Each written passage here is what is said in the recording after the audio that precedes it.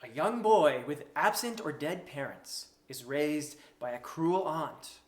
But one day he discovers that he has magical powers, and he goes off to wizarding school, where he makes friends and meets a mentor figure and also makes a bitter rival. But he is hunted by a dark power that shares a strange connection with him and scars him.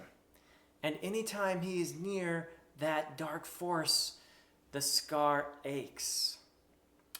I'm speaking, of course, of A Wizard of Earthsea by Ursula Le Guin, published in 1968. I'm Philip Chase, and I welcome you back to my YouTube channel on the best of fantasy. Today I'll be discussing Ursula Le Guin's Earthsea series, which began with the original trilogy, A Wizard of Earthsea, The Tombs of Atuan, and The Farthest Shore. Later on, she wrote Tehanu, and The Other Wind, and Tales from Earthsea. Now, before any Harry Potter fans come after me with their wands, I want to say clearly that I do not believe that J.K. Rowling plagiarized the Earthsea books in any way whatsoever. The tone and the direction of the stories are simply too different for me to think that. I do, however, believe that both Le Guin and Rowling use some of the same archetypes and tropes, and their handling of them is really quite different. And so I encourage you to read A Wizard of Earthsea and Harry Potter if you haven't read it, to judge for yourselves. In any case, the first book of the Earthsea series, A Wizard of Earthsea, is a Bildungsroman of a sort. You have the young hero Ged, who has to learn to overcome his pride and how to deal with his power. And there are powerful rites of passage, as well as psychological and moral development. As a whole, the series takes the reader through the entire life cycle with acceptance of death and mortality perhaps being the greatest theme that unites all of the books. There is wholeness and freedom in recognizing one's place in the great cycles all around us.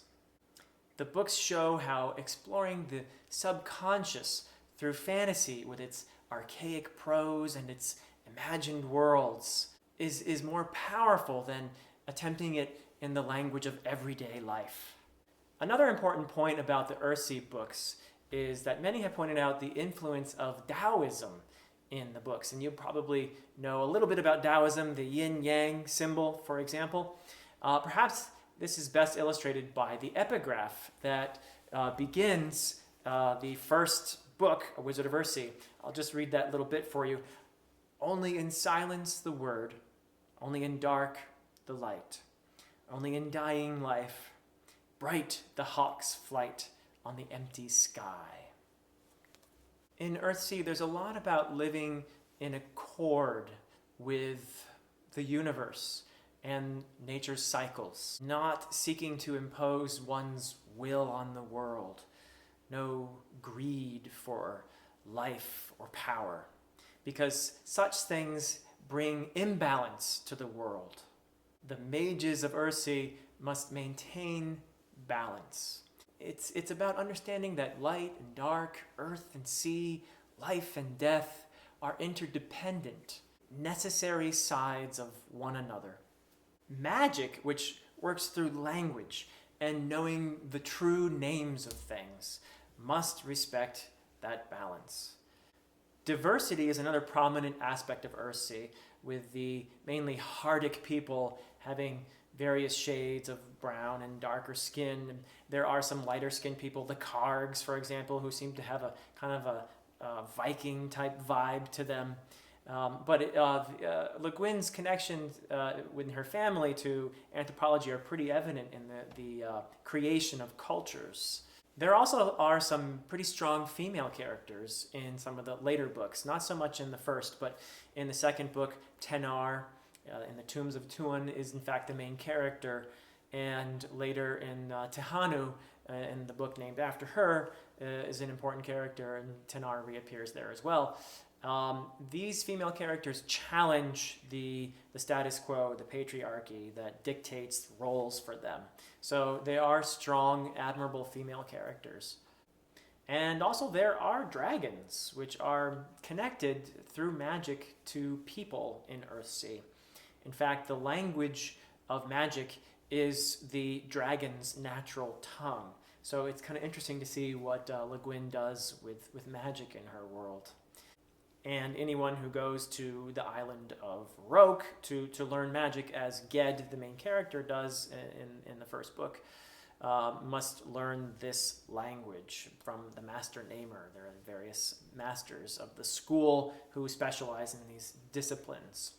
The Earthsea books as a whole are thoughtful and challenging and spare and almost folktale-like in their austerity. They're a challenging read, I'll be honest with you. Many of my students, even though they're short books, particularly the first is actually a very slim volume, but it can be a challenging read, but rich and rewarding. Because there's really so much substance in these books, so much thought, and that's what makes the Earthsea books some of the greatest fantasy of all time.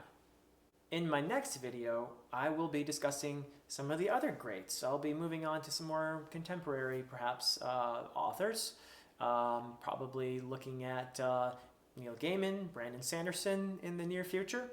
So please be on the lookout for those, and I appreciate all the viewers and subscribers. Please like and subscribe if you're interested in the content, and I encourage you also to leave comments. So, until next time.